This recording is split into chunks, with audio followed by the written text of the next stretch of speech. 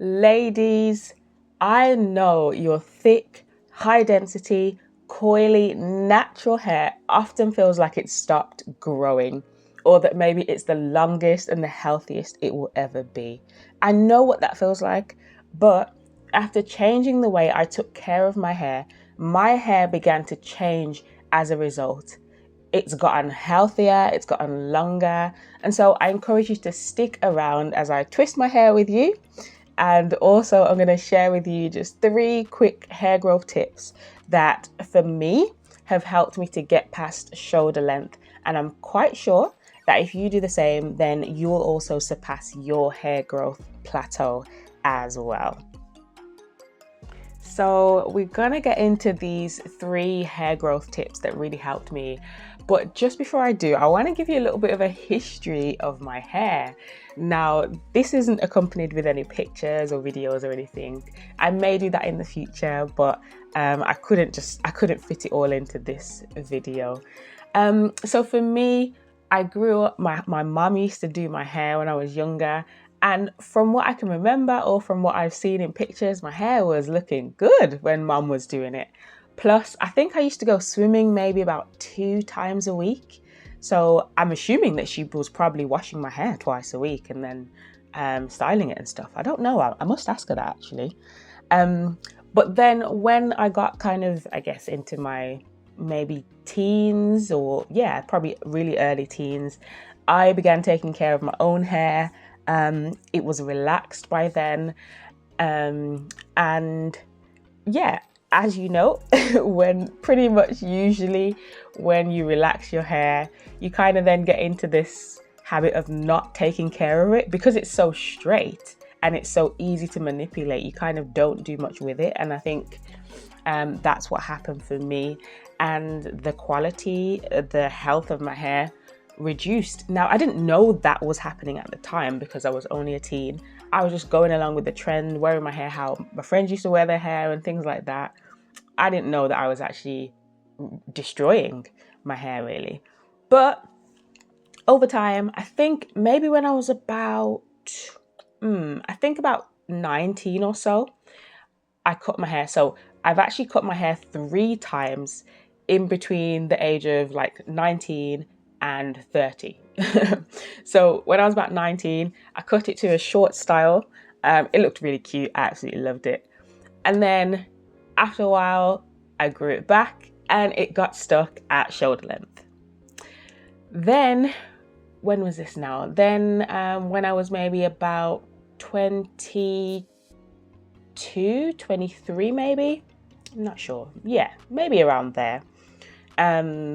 I cut it off again, but this time I cut it like right down. I'm talking shaved, literally went to the barbers to do it, not the hairdressers.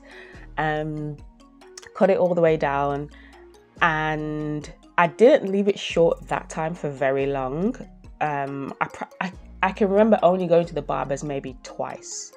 So then pretty much straight away, I began to grow back again. And again, guess where it got to? My shoulder.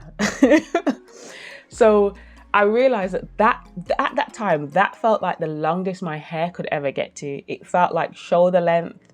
Sorry, when I say shoulder length, I should be more specific. For me, it was actually my collarbone.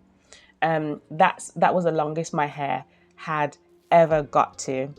And that was what I thought the full length of my hair could be, you know. And sometimes that's kind of what we're taught as well in the Black community. We kind of feel like, oh, you know, everybody's got hair this length. Not many people have longer hair, therefore it's just a typical thing of Black hair.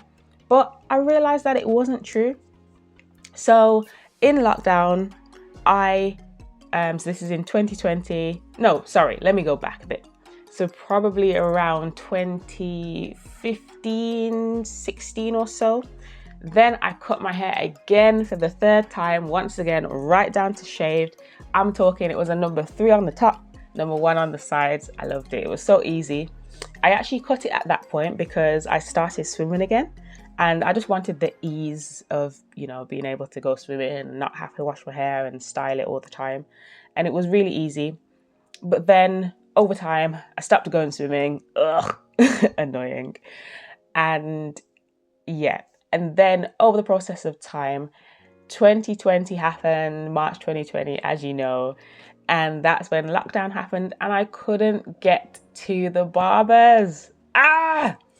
So I was in a position where I was like, okay, well, I'm pretty much forced to cut my hair. Sorry, pretty much forced to grow my hair back now.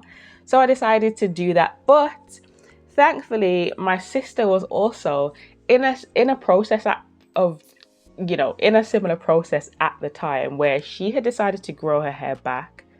I don't think she was growing it back actually, because yeah, she was just growing it longer. And so through me doing a bit of research, looking into people, particularly like naturally high and indigenous strands, those were the main two that I came across at first. And I began to see that their hair was like down to their, well, in naturally high, her hair was down to her hips. I was just like, what? This is possible. And then indigenous strands, at the time, her hair was down to about below her bum. Now, years later, her hair is like at her knee. It's ridiculous. But anyway, these were two people that really, really helped me and helped me to understand these are some key things that I need to do in order to grow my hair. So with all of that being said, let's get into these 3 quick hair growth tips that have helped me to get my hair past my plateau stage, which was shoulder length. So I'm encouraging you to listen along. Hopefully these 3 tips will help you to get past your hair growth plateau as well. Okay, so the first tip that I would share with you is hydration and moisture. Now, for me, there was one fundamental thing that I didn't realize about water and liquid, and it's literally so fundamental for our hair, but I just didn't know it. But I'm going to come back to that. So I talked about my hair history. How was I using moisture before? Well, I used to use Pink Moisture. I don't know if anybody remembers that, Pink moisturizer or something like that. I can't remember who the brand was, but anyway, it was a pink bottle. And how I used to use that was I would apply it to like the front of my hair or maybe the back, and I would use it just to style my hair, if that makes sense. So just to make it a little bit more slick, remembering that my hair was relaxed at this time. So if you can imagine relaxed hair and then you put a leave-in on it, and it kind of makes it slick, it kind of makes it a bit more shiny. That's how I was using moisture.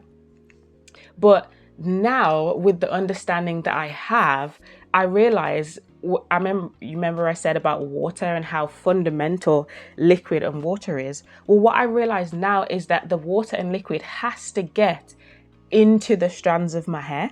I didn't know that, you know. I used to avoid liquid. I used to avoid water. If it was raining, I'd be putting my hood on and running to get home real quick. So yeah, this is the thing I've realized now. Water or liquid is so fundamental. It has to get into the strands of my hair. Then it's about me applying moisture, such as a leave-in, or I use shea butter, applying that to my hair, and not just the front to make it slick, but my ends as well, particularly my ends, and also the middle of my hair. So this is something that I have introduced now.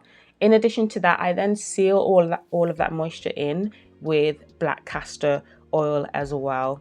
So that's my first tip, hydration and moisture. My second one is styling. Now, this is something that again was really fundamental to me to help me to get past shoulder length. And there's something I learned from naturally high and indigenous strands that really opened my eyes to what protective styling really is. But let me first talk about how I used to style my hair. So in the past, I would kind of maybe put my hair into like a bun on top of my head. Well, not really buns. I used to have it out. And actually, I don't know if anybody remembers back combing. So I used to use a little rat tail comb and literally comb my hair backwards to make it thicker, make it fluffier. I mean, when I think about that now, that was just destroying my hair. Oh my gosh. Oh, anyway, yeah, I'm over it. It's fine. So, yeah, those are some of the styles that I used to do. I used to put my hair in tight bands and things like that. And yeah, it wasn't good.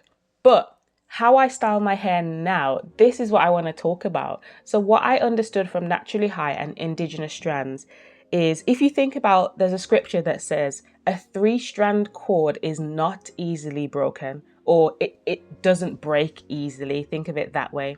And so when I had my hair just out, let's say, all those strands they're working on their own, they're individual, they're not in a group.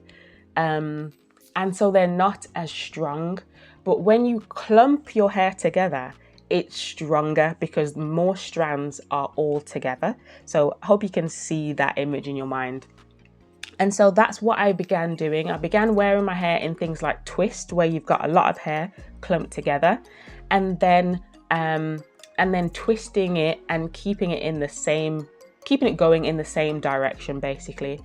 Also, in terms of protective styling, was I understood that my ends had to be put away. So not only was I protective styling by clumping, I was then putting my ends away. I'm going to move on to the next one real quick because we're coming to the end. So the third tip for me is taking care of my ends. That's what helped me to grow past shoulder length. Now, I'm not going to talk about this one for very long because there's actually another video that will explain much more. But what I started doing was giving extra care, moisture, and protection to my ends and applying flaxseed gel, which really helped to strengthen and seal my ends. So if you want to see a bit more about flaxseed gel, hit this video and I'll see you there.